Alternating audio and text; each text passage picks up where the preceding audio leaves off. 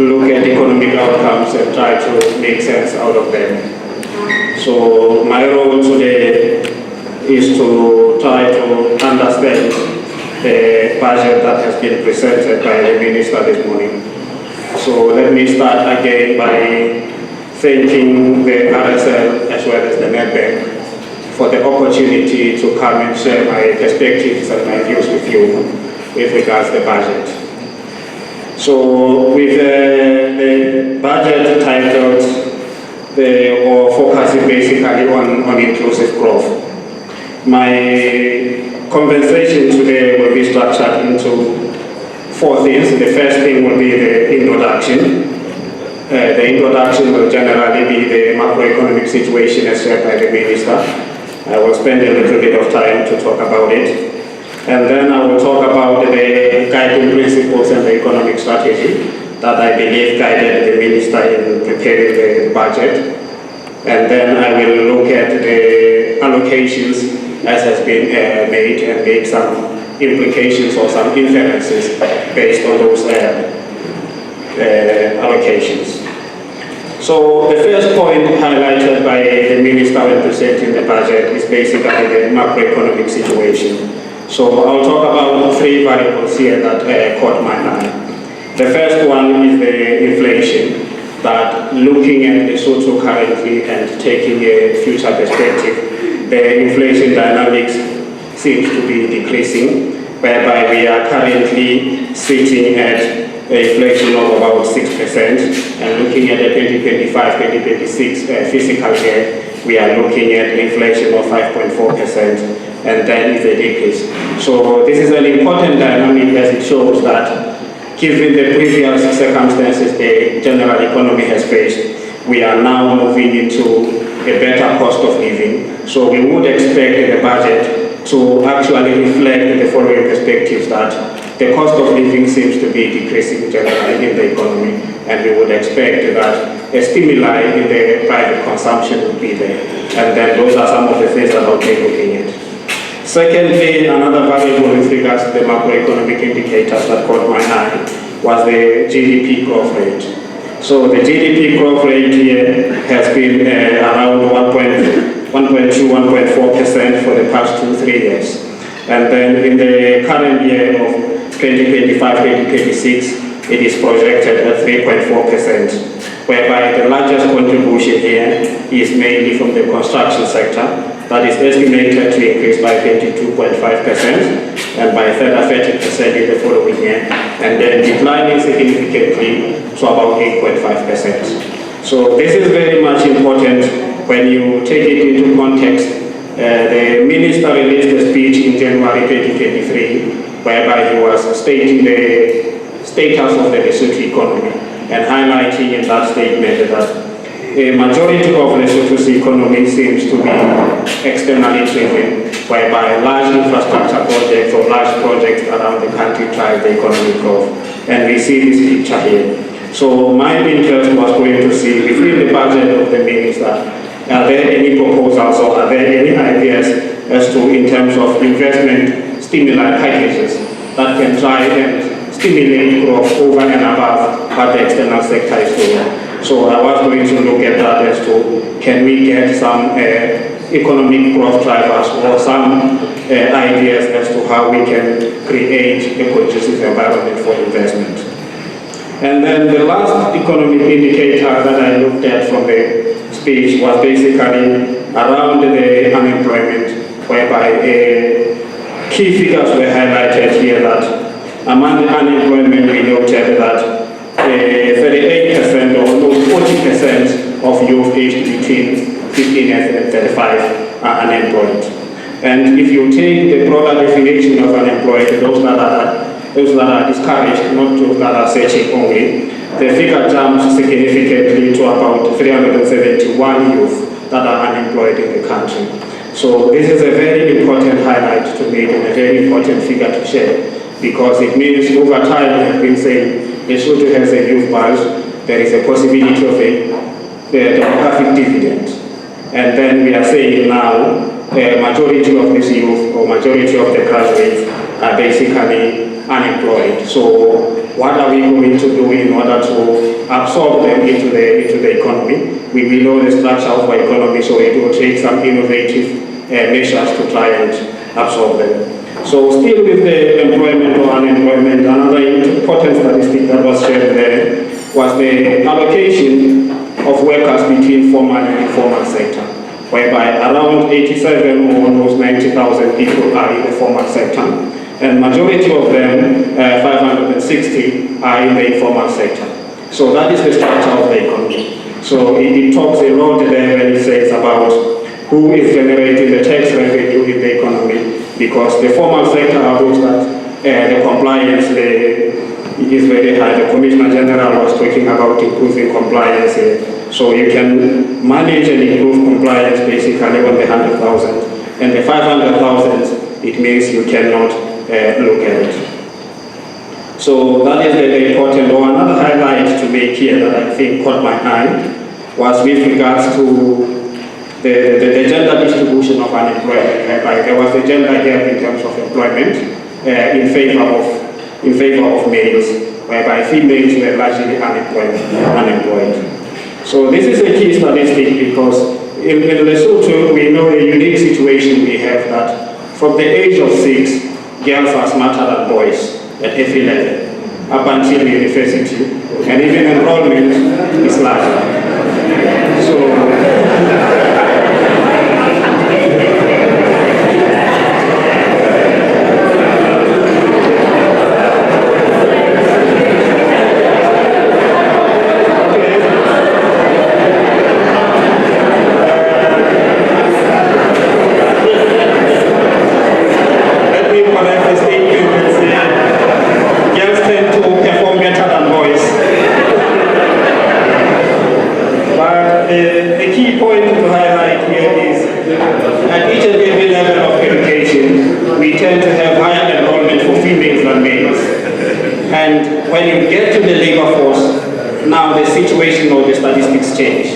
So it means there is a key structural issue here that the economy needs to address with regards to the female employment or gender inequalities when it comes to the labor market or in general through the country. So I know the budget may not go deeper into those details, but it was an important statistic to highlight given the situation in the economy. And then from here, I think the next thing the budget talks about that I'll talk to is the key policies and reforms. I think this is where the budget makes a lot of proposals and makes a lot of information about. So in terms of the key policies and reforms, I think they are separated or they are categorized into 4. So the first one that we looked at is the promotion of inclusive growth, as to how are we going to promote inclusive growth or what kind of policy proposals is the minister suggesting here. So the one that we looked at first is the development of value chains in agriculture and in manufacturing. So this is the first proposal that is made. No further details I think were given as to how or what we are going to develop in agriculture and in manufacturing. I must highlight the manufacturing here that I think the manufacturing is one of the sectors that whereby the development of value chain or the diversity of that sector is needed. LNDC, for some time, it has not been coming to the party to try and advise the country and advise the relative minister in terms of how can we diversify in that element. So it would be interesting to see if there are any tangible proposals as to how we can develop value chains in terms of agriculture and manufacturing. And the other point highlighted here that I picked was the development of tourism special economic zones. So I say this one because I happened to pass through one of the ministries and noted that they are developing what they call spatial plans for the country. And if the minister is talking about tourism economic special zones, so it means there is a leverage that can be made around them. So I think we'll be looking forward for this one. And then from there, the other important points that I highlighted was the creation or the completion of an investment policy and investment law to try and guide the investment that we get in the country. So this one would be a very important element within the context of Lesotho.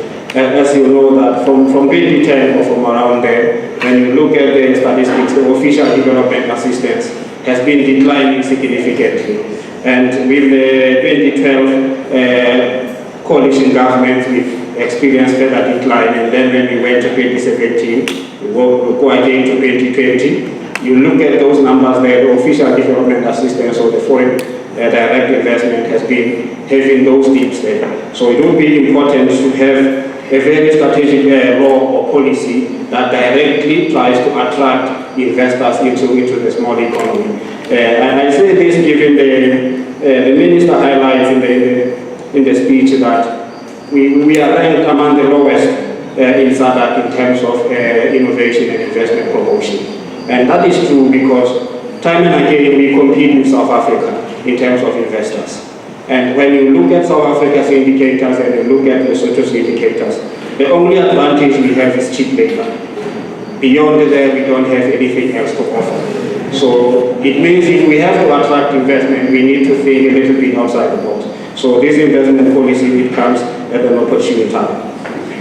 The second element in terms of policy reforms and proposals is around public financial management. So I'll talk about a few here that I noted. The first one is the physical rules.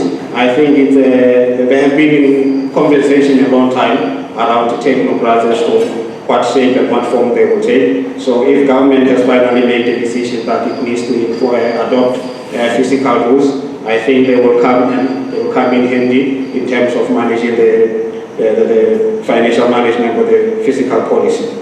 The other one is the establishment of a stabilization fund. So my perspective and my understanding of the stabilization fund here, I had looked at it in terms of the infrastructure development. I think the country, we had noted that we have a number of infrastructure deficits. Talking about physical infrastructure, we can talk about even the social infrastructure, but we have a number of infrastructure developments. So a stabilization fund is necessary in those contexts whereby we have investments that are not financially viable, but are economically viable.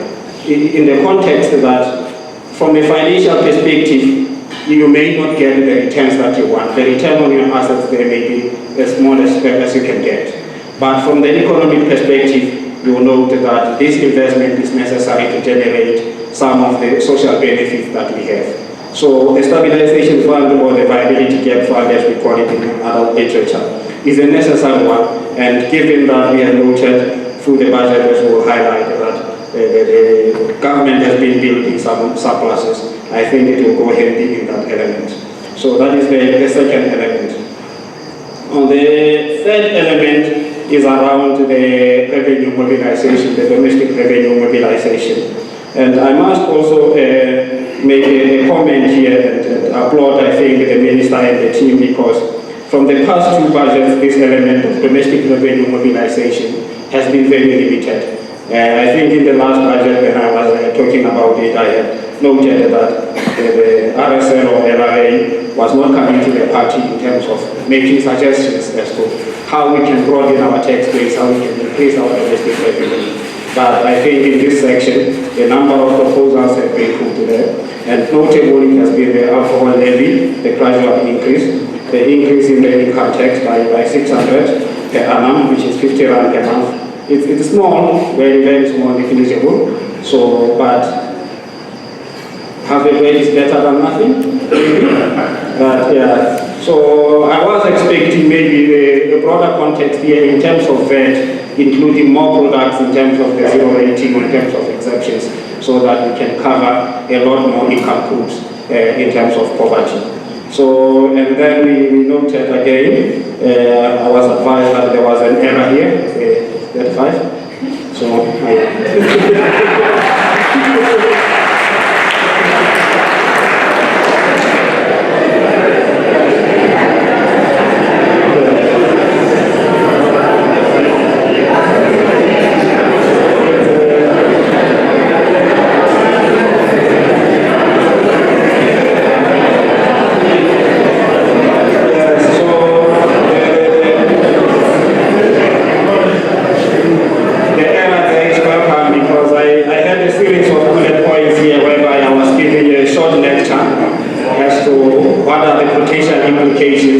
and what they may have missed when they calculated that one. So let me skip that one and come to the one on the event registration. The increase of thresholds from 850 to about 2 million. So I think that's a very significant improvement that we need to applaud, because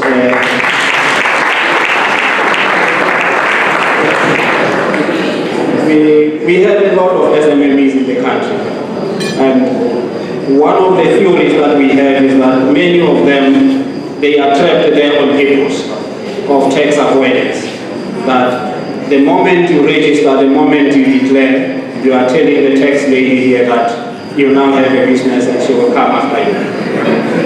But with the increase of the threshold here, it means we can now capture them into our system, and we can now be able to even capture our GDP, because a lot of our GDP statistics is in the informal sector or under those SMMEs that we are unable to capture. So we hope with this one, we will see a growth with the SMME registration, and we can see diversity in our GDP figures. And the last element here is basically has to do with the oil levy and the motor vehicle insurance. I think the motor vehicle insurance MVA is justified on the number of accident claims that we are having. I think it needs to be, in my opinion, go together with other traffic regulations or transport regulations, because on its own just increasing there, but not tying up with some penalties in terms of transport. It may not have the intended effect. We may still continue to claim and continue to increase it, but if necessary. I think the oil levy, I believe, is for revenue purposes, and it has been proven to be one of the effective ways to generate revenue that government has used in the past. So this was under the revenue mobilization or domestic revenue mobilization. So the next one was under the monetary and fiscal sector reforms, whereby the proposals were made. So not a lot of proposals were made here, but information was shared in terms of the Pension Act and the pensions regulation, that the central bank will now be consolidating and registering the pension funds or the pension insurance. So one of the questions or one of the thoughts I had when I was looking at it, I remember in one of the discussions as to whether this one will now mean the central bank will regulate the funds of those investments, of those pensions, whereby, because a lot of money is being put in there every month, millions, as to whether a regulation or a regulatory framework will be put in place that a certain percentage of it can now be invested domestically, because we may need some of those funds domestically. As of now, I'm not sure as to where they invest, as to whether by law they are required to invest in. So I was looking forward to it as to whether we will see maybe a lot more investments of those pension funds locally. And then the other one, I think the important one to highlight here is the strengthening of the payment system locally, so that we can be able to operate the mobile operators are already able to talk with each other. I think it has been a challenge with the banks, so we welcome that one. If you have multiple bank accounts domestically, you know how challenging it is for your banks to communicate. Just a transaction from one bank to the other can take 2 days. So with this one of the interoperability between banks, I think is a necessary legislation that we have been waiting for. Okay, so that will be the end of my conversation with regards to the key policy reforms. So the next point I want to highlight here that I picked up from the budget, it's still similar to the previous two budgets as I was looking at, as to what are the guiding principles of the budget, what actually is the how do you call it? Yeah. I wanted another word different from guiding principle, but it is the backbone as to what will inform your budget at the end. When we teach at anywhere, sometimes when we guide our students as to when you want to make a policy, when you want to make a strategy, or when you want to develop an intervention, there are two ways that we say we can distinguish. It's a theoretical construct, but I usually use it, and I used it even when I was looking at this budget, as to whether the intervention or the proposal that you are putting there, is it efficiency orientated or is it equity orientated? So let me explain it in another context. With the equity orientated, I would put it this way that, okay, suppose you have an education policy. If your education policy, if you are equity orientated, then you will train as many kids as possible at primary level and then leave them there. You train them at primary level as many as you can train and then you leave them there.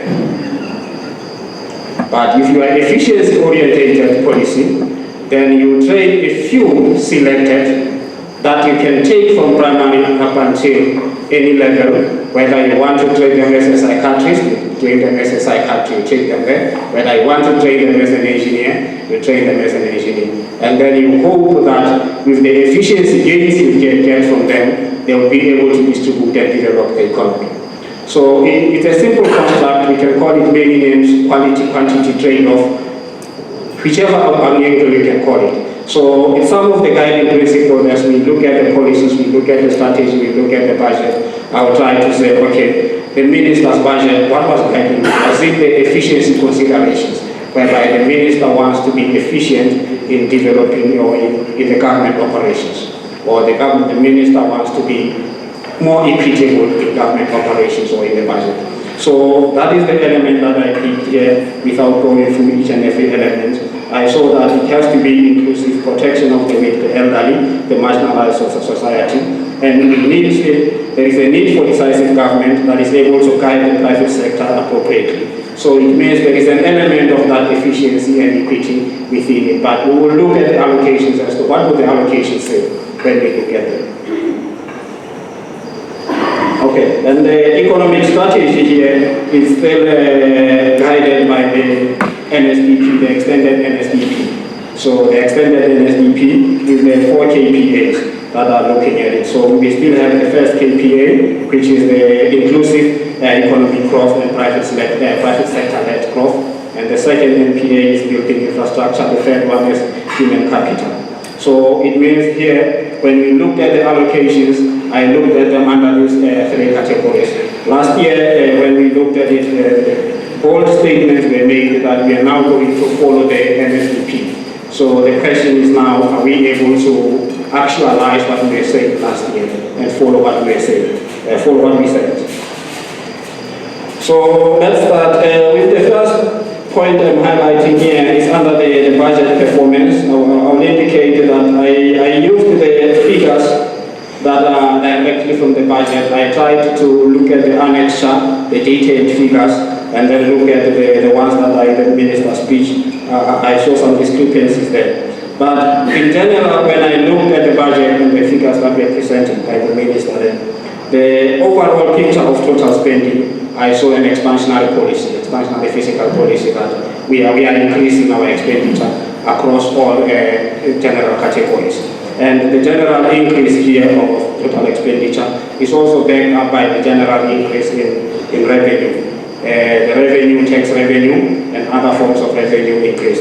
The only revenue that we can say we looked at a decline for the 2024-2025 is basically the SACCO revenue, a small decline. But for the 2025-2026, we looked at a 10 billion increase from the 9 billion. And then from the capital expenditure, when I was looking at it, there has been a significant increase with the capital expenditure. So I believe over the past years, the concern with the capital expenditure has been the absorption rate or the execution rate. So we hope that we will see a difference with the increased capital expenditure here. And looking at the budget deficit or surplus, I noted that for the 2024-2025, there is actually a 10% of the GDP percent surplus that is budgeted. And that is commendable given that, well, I think it's inevitable given the resources we have at the moment. I think the minister has been fortunate compared or relative to other ministers in terms of the SACCO revenues. So I think the efficiency program, I can say that the government has been running. I think we have been noting reports of the efficiency that government cutting expenditure that has been making. So that is the element that we'll talk about today. So Now moving on to the allocations. So without going into each one of them one by one, like I said, I had grouped them. So the first group I had was the group under the economic sector, which falls under KPA1. So this group here included agriculture, trade and industry, tourism, science and technology, labor and employment. So all of them combined. And the second group here included social development. So social development, I included health, education, youth, gender, and social development. And then the third category that we had was the infrastructure, and the fourth one was the government. So how does the allocation look here? So the first one, when we look, is that the social development still forms the largest budget even in our government. Around 7.9 million that I could pick from the minister statements. And the second is the infrastructure, with around, I think it was around 4.8 billion. The three sectors under the infrastructure. I had looked at the transport and buildings, I had looked at water, I had looked at energy, I hadn't looked at all the sectors, but it's the second. And then the third one will come the economic sector, and then the fourth one will come the government sector. So from this picture that I'm presenting to you, at a very basic level, then you would say, what is the guiding principle of the minister here? Then we would say the minister is pursuing an equity-friendly budget, whereby her growth model or the country's growth model is basically on the social infrastructure, that we want to build on the social infrastructure. But we have noted, compared to the previous budget, there is an increase from the TP3, the infrastructure development. And we hope that if we want to move in line with the NSDP priorities, we would see marginal, in real terms, I was looking at them in nominal terms now. In real terms, we hope to note that the infrastructure category would realize significant increases, as well as the economic sector. But one thing that I picked, I think, under the economic sector was the agriculture budget.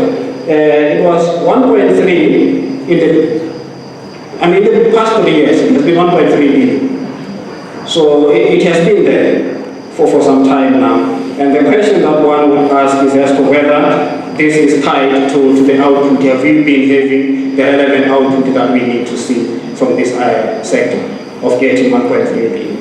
And the other important or honorable mention, I think, is under the trade and industry, whereby we noted the inclusive growth fund of 400 million. So I think, in my opinion, that would go a long way. I would have put it under the labor and employment as part of the ways to encourage the youth, as it has a specific target of youth and women. So I would have put it there because under labor and employment, I noted that we don't have much.